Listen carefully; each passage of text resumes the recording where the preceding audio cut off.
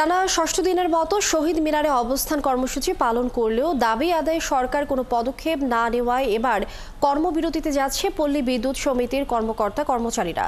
মঙ্গলবার থেকে দেশের সব পল্লী বিদ্যুৎ সমিতির দাপ্তরিক কাজ বন্ধ থাকবে, তবে জনগণের ভোগান্তি এড়াতে বিদ্যুৎ সরবরাহ অব্যাহত রাখার সিদ্ধান্ত নিয়েছেন বিক্ষোভকারীরা।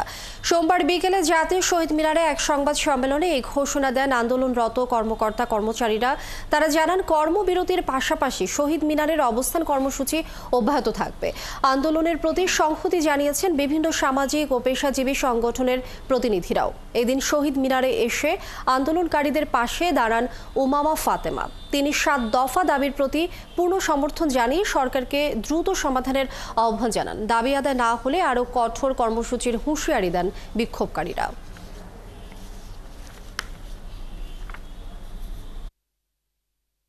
গ্রাহকের বিভিন্ন ধরনের সেবা আছে, যেমন নতুন মিটারের যে সংযোগের যে আবেদনগুলো, এই আবেদনগুলো এগুলো আমরা আগামীকাল থেকে অ্যাটেন্ড করব না।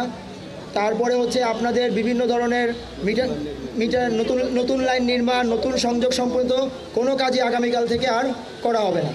আপনারা আর চোখ বন্ধ করে